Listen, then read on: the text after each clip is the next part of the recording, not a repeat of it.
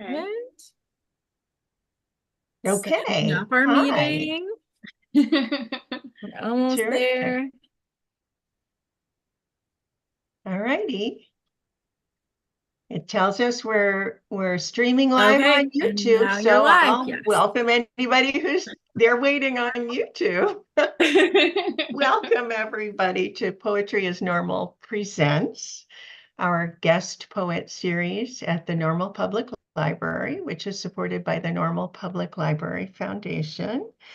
And tonight, Poetry is Normal presents Amie Whittemore. We're so glad to have her with us. This is a program we have in alternating months with practicing poets, published poets. It alternates with our open mic, which is now back on Zoom. But we're very glad to have you with us tonight. And what we'll do is I'll introduce Amie. She'll read. We'll try to have some time at the end or kind of halfway through this hour for you to ask her any questions. And then Lindsay, who's helping us in the Zoom room here and as part of our broadcast, will relay back to us the questions that you've typed in at YouTube. But now let me introduce Amie Whittemore, the author of Glass Harvest, Star Tent, a Triptych, and Nest of Matches. She was the 2020-2021 Poet Laureate of Murfreesboro, Tennessee, and an Academy of American Poets Laureate Fellow. Through her laureateship and in partnership with the nonprofit Southern Word, she developed Write with Pride, a series of writing workshops for LGBT plus teens in Middle Tennessee. Her poems have won multiple awards, including a Dorothy Sargent Rosenberg Prize and a Tennessee Arts Commission Individual Artist Fellowship. Her prose and poetry have appeared in the Gettysburg Review, Nashville Review, Smartish Pace, Pleiades, Blackbird, and elsewhere. She has her own website, and she'll tell us more about individual poems, her current work, and her books. Amie, it's all you. All right. Thank you so much, Kathleen and Lindsay, for helping make this happen tonight. And thank you to the viewers out there in the interwebs. I appreciate you spending your Tuesday with some poetry. Um, I was lucky enough to have two books published in back-to-back years, which has been fun, but an exhausting experience, trying to make sure they both get a little spotlight. So I'm going to read from both of those books today. My cat Minnow may make an appearance. I just heard her chirp, so just know that she might be my support kitten this evening. And I'm going to begin, excuse me, with some poems from Star Tent, which came out last spring. It's a collection of speculative poetry, which means that it draws from a lot of tropes in science fiction. And it is a triptych in that there are three sections, and each section follows a different narrative thread. And I'm just going to read from the first two sections tonight. The first section is told from the point of view of a woman who's been abducted by aliens and then returned to Earth after a series of abductions and is trying to make sense of being back on Earth, having this incredible thing happen to her, and not really being able to communicate it to anyone who would really believe her. And so she writes letters to the aliens about what it's like back on Earth without them. Um, and so each letter begins with a little epigraph setting the scene of where she's writing the letter. So this is to the aliens, letter 8. Like a bird circling a nest, reluctant and desirous, May puts on its pink dress. When you came back, when you mounted me like a cabinet, a dream cabinet, my insides curios you didn't probe or dismantle, but respected fully. Though I was against the wall, though I could not move, though it pained to admit it was a relief, that stillness, the only sound my breath, my heartbeat, your skin, the way in moonlight it hummed softly, softer than in sunlight. How did I know this? How did we agree on these strange excavations? Hours was it, or days? You stripped me of seasons, of circadian knowledge. You filmed me with a lubricant that kept warm, relaxed my muscles so I could tolerate, even enjoy, holding that pose. No one deserves to know what we exchanged. Nothing of done to, nothing of wrong. Who would understand I consented, no, rejoiced. It was a freedom to be who I was. You know all this. Your mind's gently deciphering my layers, physical, emotional, spiritual. You assured me with your silence, with your eyes in which the moon, reflected back to me, looked like a torn cloth, a rip in the fabric of space. You assured me we have souls. I, admittedly, didn't take the news as one takes summer's first strawberry from the vine. I wished it otherwise. Which I told you, which you knew I would say, and which, by pressing your long, watery fingers to my lips, you wished I had not. Come back. Remember how you left me in the spring field, naked among the small tobacco leaves, their green ovals like your eyes by sunlight, humid and oddly kind. I had to dump a trash bag and wear it home. I was angry then, though I understood this trauma fits the myths that if, when I told my story, it would vanish into the others. They probed and dropped me. No way to prove my story true, which, as you hoped, makes me feel like your sacred temple. But temples are so lonely. This the part you troubled over for so long. How can a species feel loneliness when it is woven into everything and everything into it?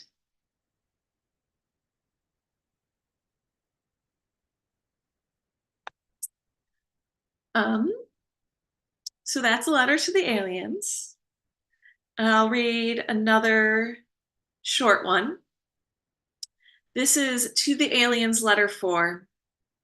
Bamboo thickening along the June fence line, legs sore after failed swim. Know that I know. Not once did you appear angry.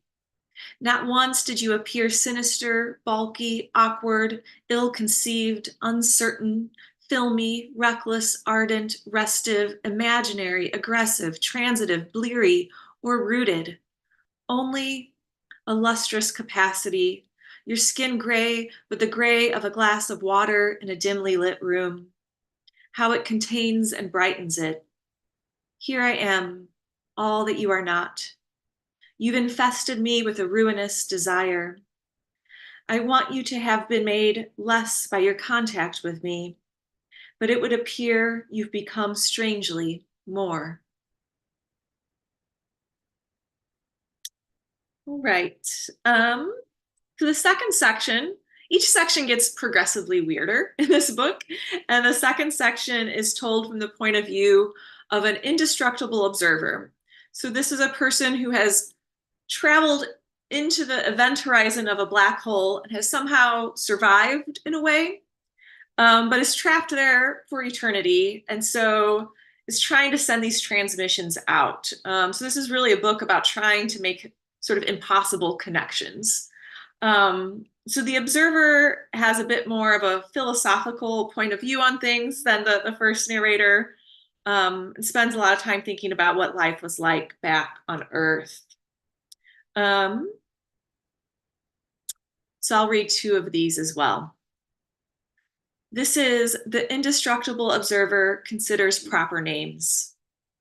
Oh, and I will add that the indestructible observer refers to their lost beloved as someone. So when you hear someone, that's who he's referring to. Okay. The indestructible observer considers proper names.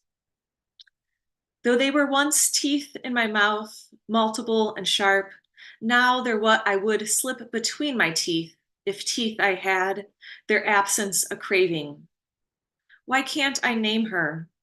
Someone gliding her tongue between my teeth, her name hidden from me, like a pit cased in a ripe plum.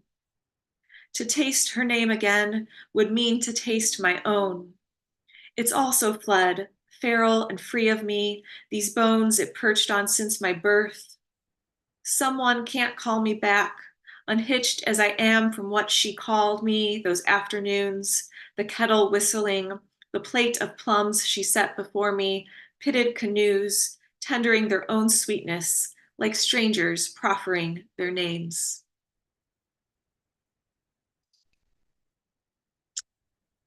The indestructible observer considers nature of mind. As in, where does it reside, if reside it does, like a tenant in a bungalow or a mouse in a trap or lungs in their bony nest? Or if it resides at all, is it only in the interstices of dendrites and axons, in the brain's gleaming? Or is the mind nothing but imaginary flowers in a mutable vase, much like this black hole?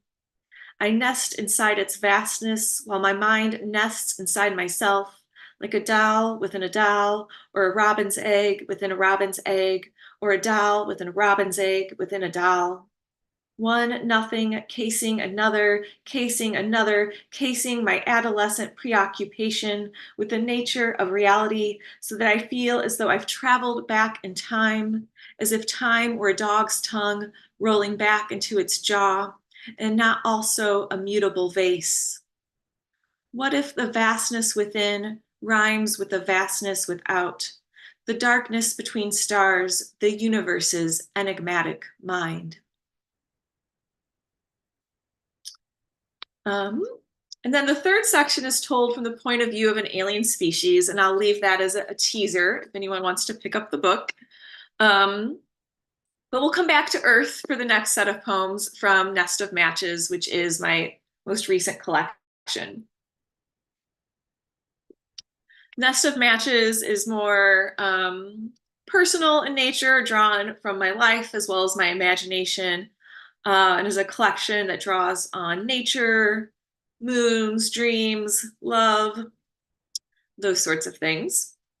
And I'm going to begin actually with the last poem in the book, because it's a very late springy day here in Illinois, and this feels like a good spring poem. Self-portrait as another spring. I've never longed for a longer winter, for those ghosts that bed down with geraniums, then float loose like early pollen. My father and I flip pennies heads up when they glisten in our paths to give others better luck. Everywhere, violets. Violets on the sofa, violets in the neighbor's yard, violets suffusing the vodka, the oils, childhood's velvety ditches. Yellow-crowned night herons coast past, chevrons on a loose wind. One stalked the yard and flipped my heart. Need breaks each of us, and roots are the best telepaths. Rain-soaked, we dream of wearing our pronouns like blue rings. Dogwoods balance their yellow saucers, dazzling waitresses. Another spring cheers on the ephemerals, those pop divas, ragwort, trout lily, trillium. I have a thickness of names about me like a grief coat. My cousin chewed ice as we walked down a country road. My cousin caught a grasshopper and named it Fred. My brother knew all the hawks were named Stephen. I'm glad for this. Spring is a piano lesson and a treasure map. I've said its name so often it sprints past me. This need will break us like soil. First, we spread the marigold seeds, those black-flecked splinters. Then volunteer sunflowers open their umbrellas above the strawberries weaving their nets.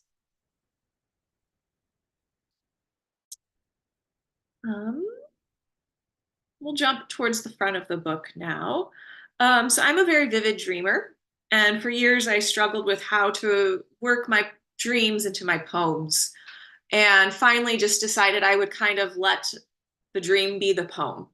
And by that, I mean just kind of sharing exactly what happened in the dream without a lot of exposition, or analysis, but trying to let the dream speak in its own language for itself. And this poem is called First Dream.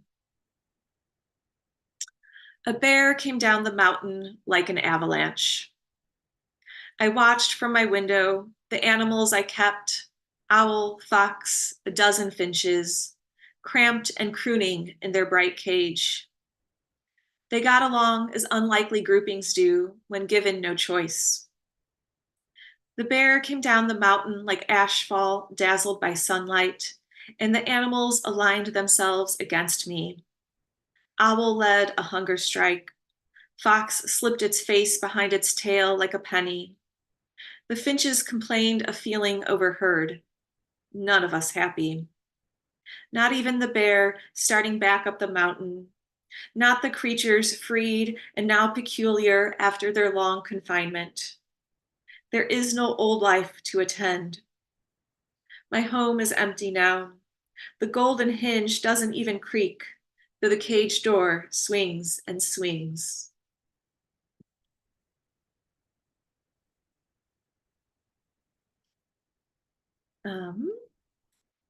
So in 2020, as Kathleen mentioned in my bio, I was Poet Laureate of Murfreesboro.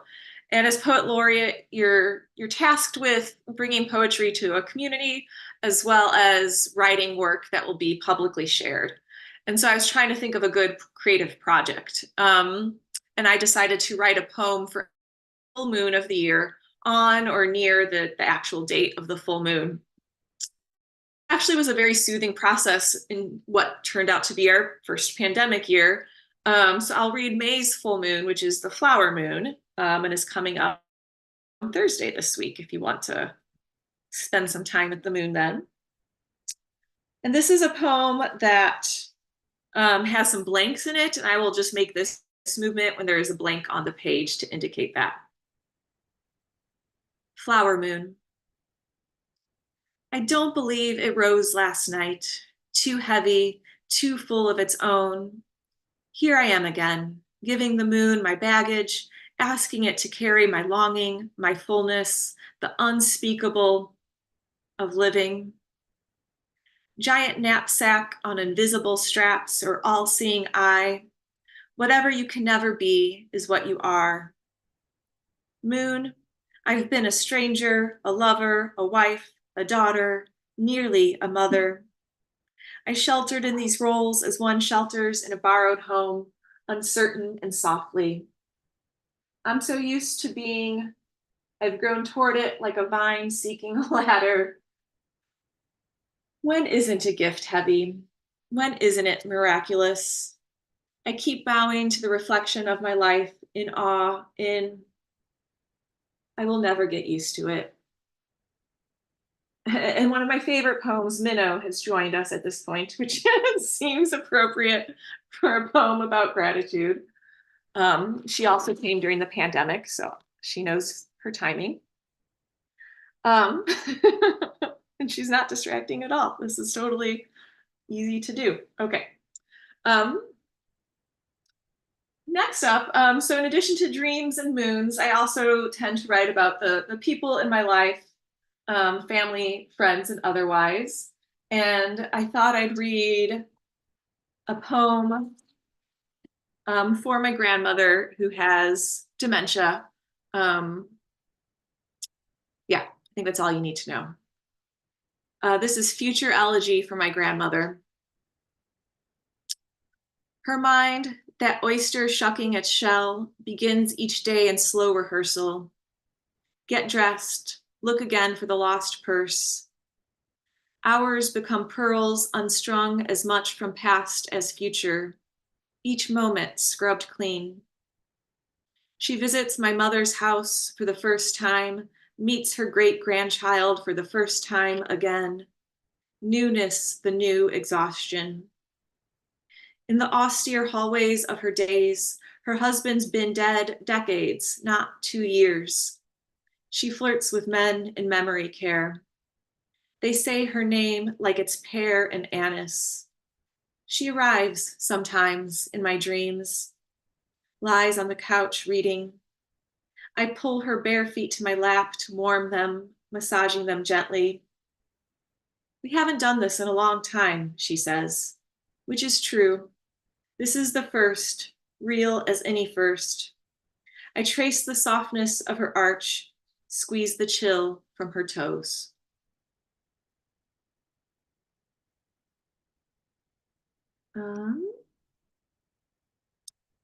Got about like 3-ish more, and then we can pause for some questions. And if there's no questions, I can go to a little bit of a short second set.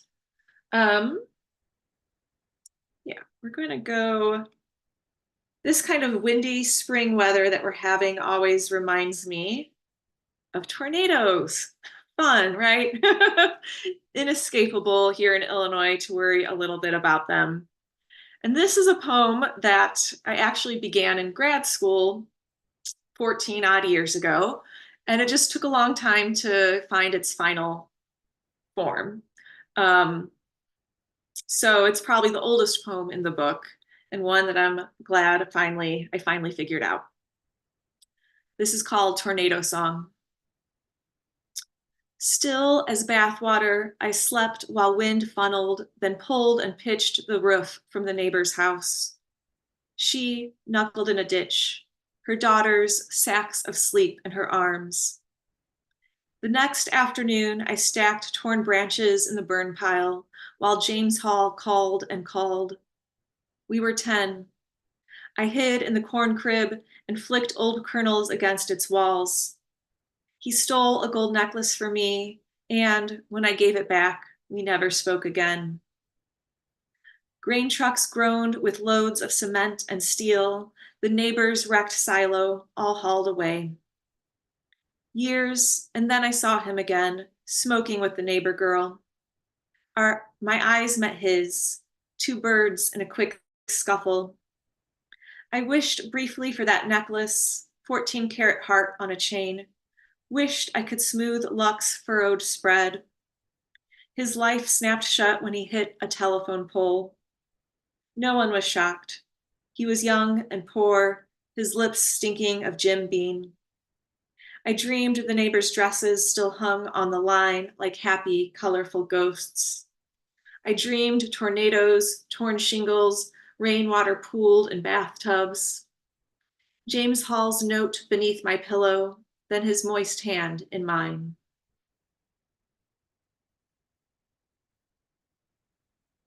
All right. I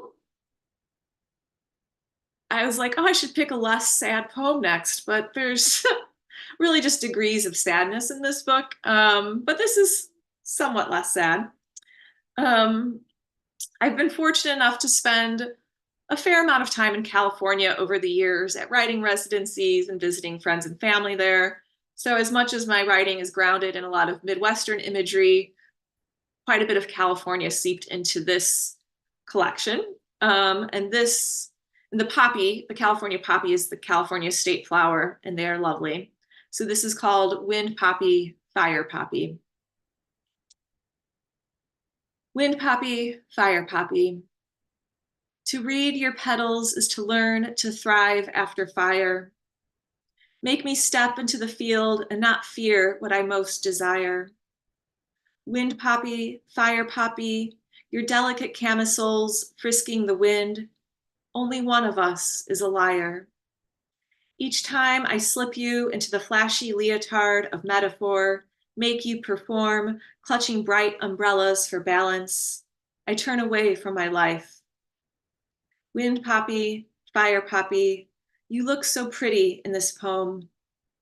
Is it so bad to be made a puppet, as if a puppet wasn't as real as your warm funnels? Your fiery mouths I make, first to laugh, then to shout.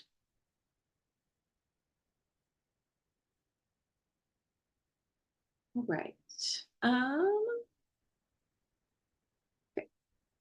We'll do 2 more and then we'll take a little pause. We're going to go to a dream poem. This is called The Dream Yard. I know I'm not there, but with enough conviction, I feel like I am. The fence torn down, pasture and yard reunited, swaths of milkweed, goldenrod, asters, feathery switchgrass flickering into being. Light, honey thick, and my feet warming in the dewy grass. Home again. What's the word for this? The gift of erasing one of life's many distances.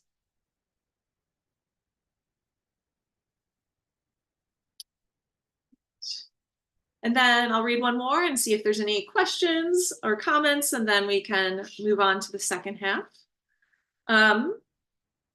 This is a poem about butterfly bandages. If I could interact with you, I would ask how many people knew what they are, and I would admit to you that until fairly recently, thank you, Kathleen, for playing along, I did not know what they are. And this is the poem of me discovering their purpose and being very thankful for it.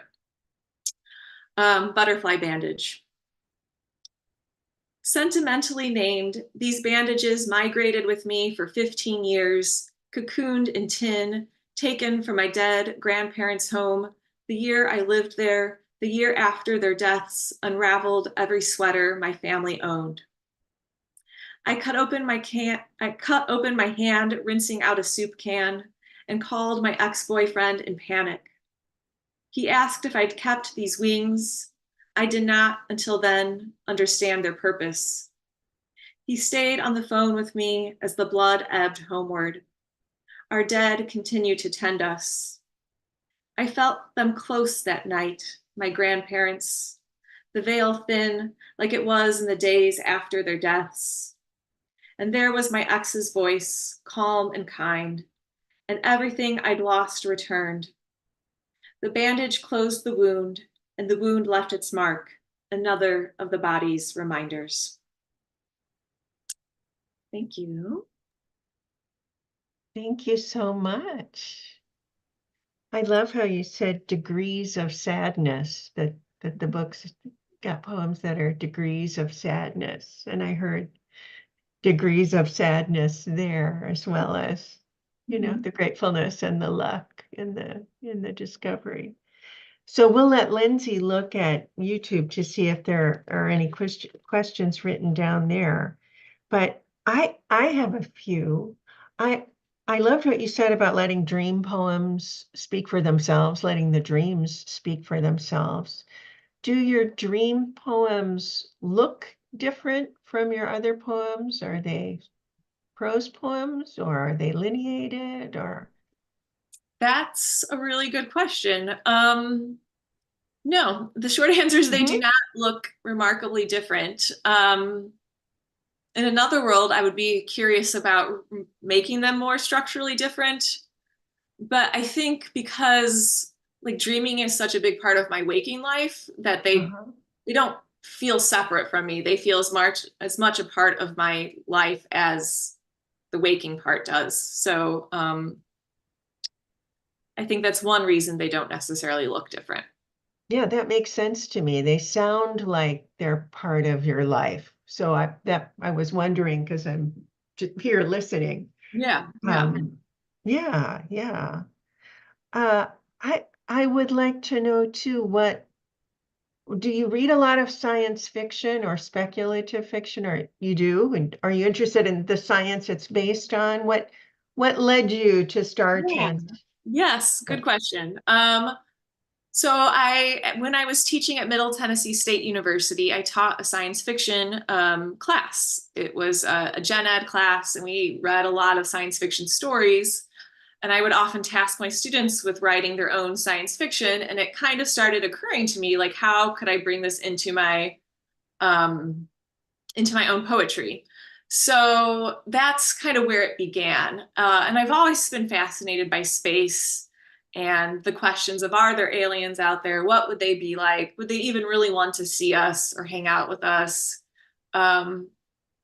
And just the weirdness of space and quantum physics. And like, the more you learn, the more you're like, everything's real strange. And so this book just became kind of a vessel for me to get into some of that strangeness and use it to also reflect back on the more contained strangeness, I guess, of being a human on Earth. Right. Yeah, that's fascinating to hear because I felt the plaintiveness of the human. The speculative poems seemed very much, it's like what you said about your dreaming life is part of your waking life.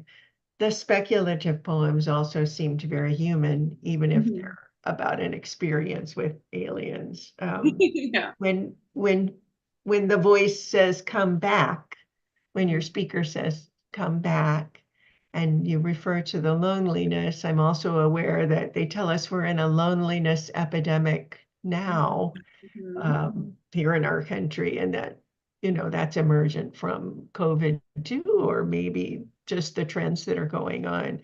So it seemed very real, even though I was imagining outer space and unusual things as you read. But yeah, that's good to know. And then I want to, I loved that you have a lot of moon poems.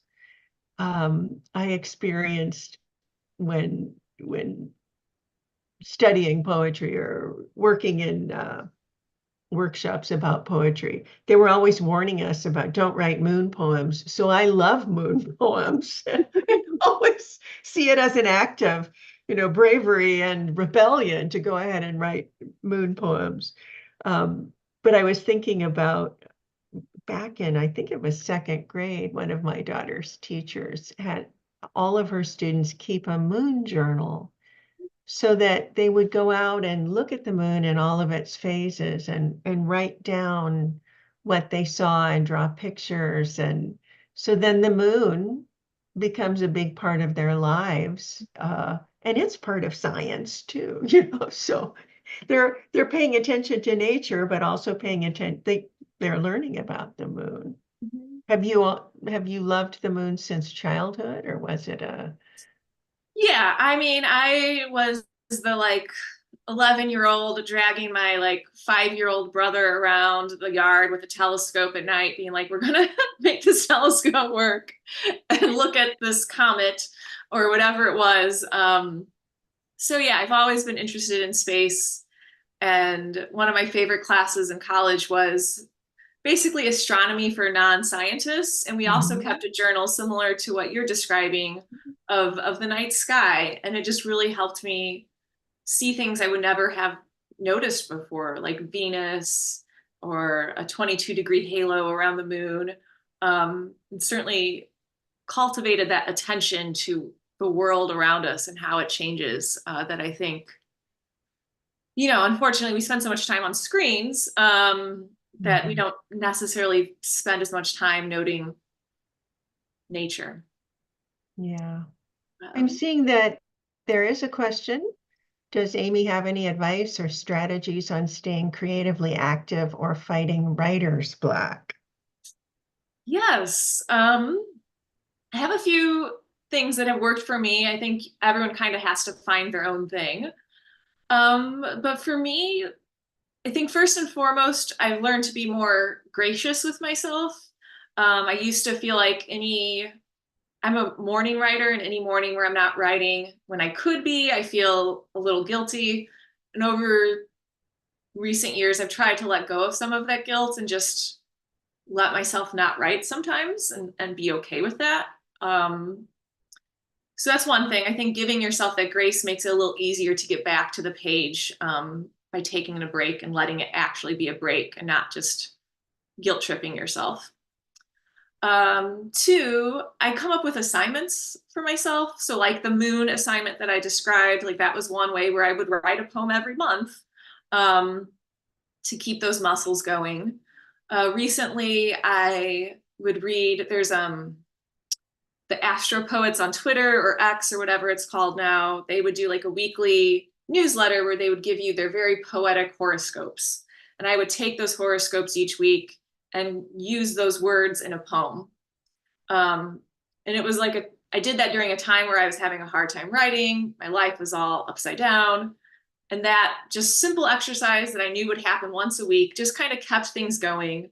And then I had like a bank of not great poems to revise. And that's what I like. I like to have that bank to revise so that there's always something to work on, even if I'm not quite ready to generate new work. So homework assignments and self-grace. That's great. Thank you for that. In April, a lot of poets write a poem a day. Do you do that? No, I tried one year and I was like, this doesn't feel good. And I subscribed to Nancy Reddy, a poet, her newsletter. And one April, she had like slower writing prompts where you would just kind of generate material throughout the month. And then there was some invitations later on to go back to it.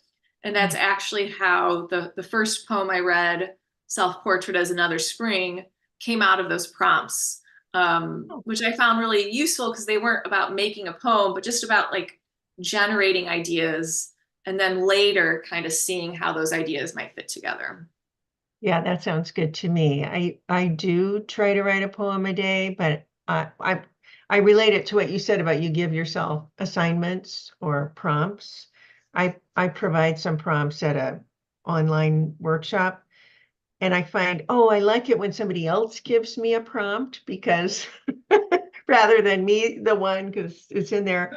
But then I do a little bit like what you're saying is I know I'm going to have at least 30 drafts or chunks of material, but most often a few of them might hold together as poems that I'll revise, but many of them I'm going to go back to and they just become material for other poems in a different form. Yeah, it's just finding a way around that blank page syndrome and having something to work with. Yeah. So I also want to everyone who's listening to know how they can get the books you've been reading from. Do you want to tell us a little bit about that? Yeah. So you can order them through Amazon, bookshop.org, directly from the presses. You can order them from me if you want a signed copy. Poets, you may or may not be aware, but we are not like rolling in the dough. So any way you buy the book is helpful to us. But buying books directly from the poet supports them the most monetarily. There are benefits to buying other ways for the press that we also want to support as well. And I think I gave Lindsay a link to order directly from me if you want to. You can also find that link on my website, which is just amiewhittemore.com. So yeah, those are some options. That's great. So anybody can Google you and find your website and have links to your book that way, or use the usual methods that they might be comfortable with too. So thank you so much. Yeah. So you have some more poems for us. Yeah, I have a few to close us out this evening. Right. So we're going to continue with our degrees of sadness theme. And I have a poem about the summer solstice that I'll read.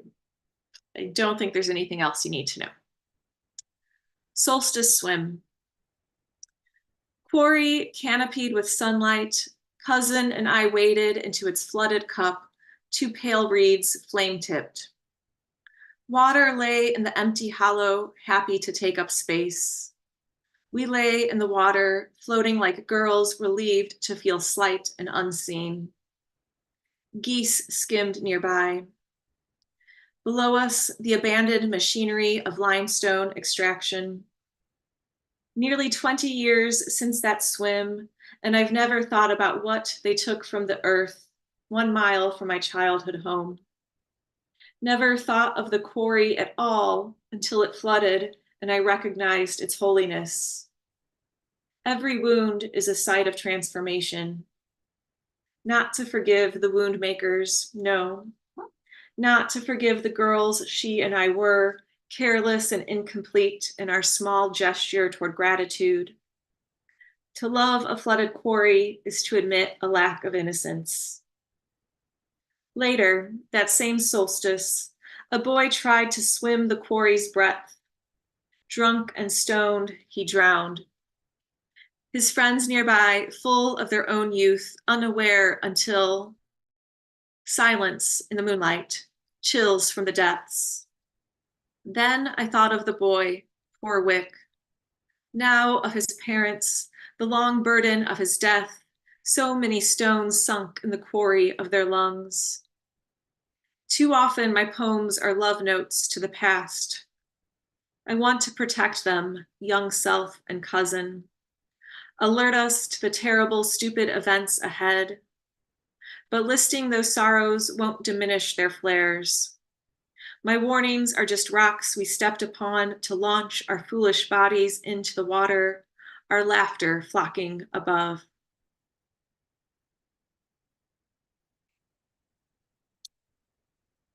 Right.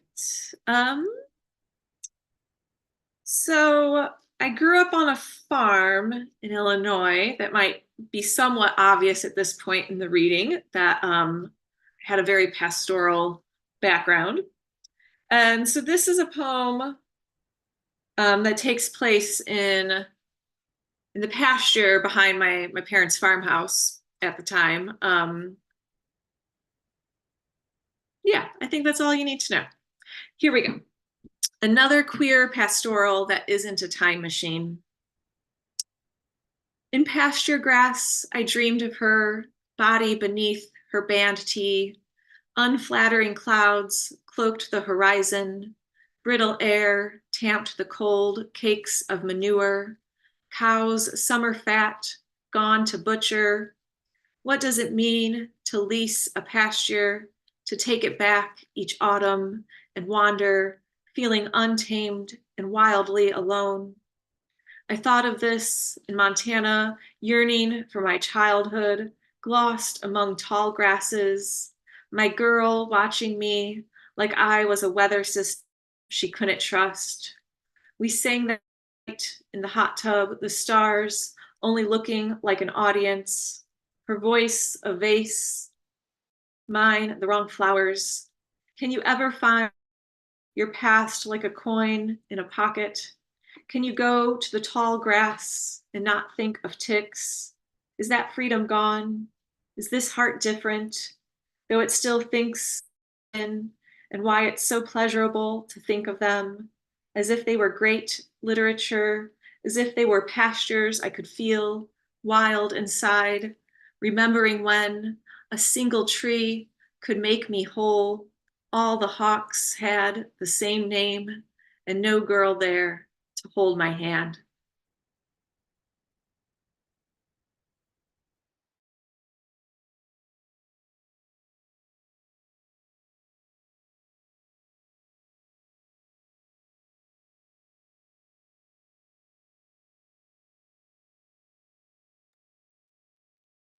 That was beautiful. I think we're a little frozen for a moment, Amie. Not sure if we'll get Amie back.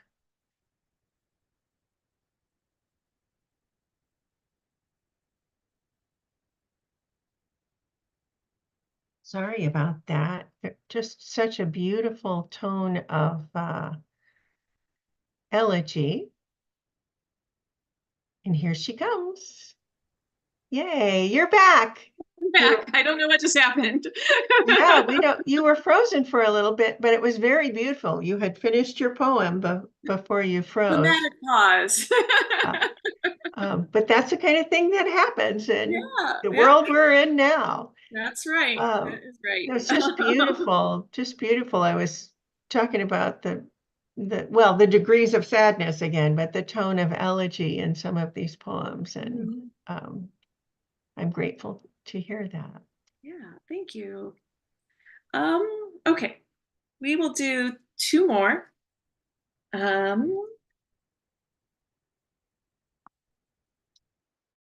This one is called Another Midlife Morning. I woke like a prairie wakes, unblinking, shedding familiar dreams.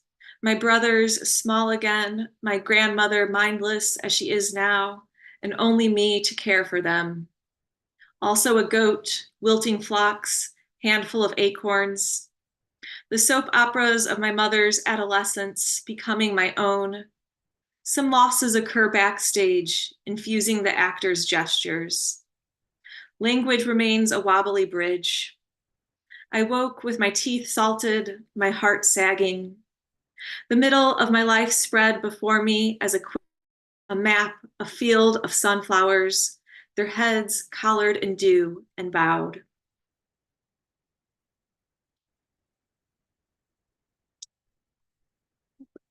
Well, we have time for two more poems, so we'll do two more.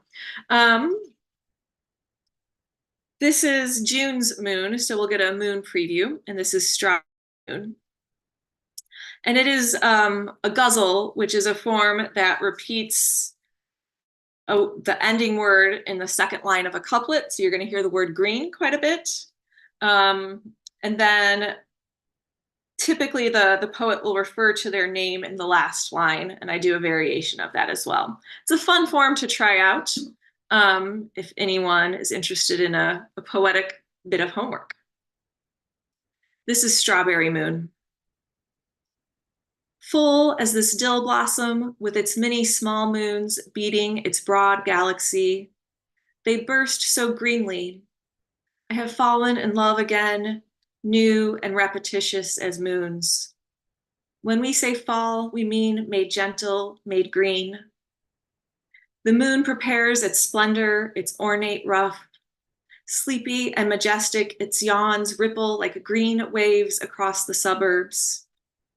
I have devoted my life to thinking about wild and tame, have named my green heart both.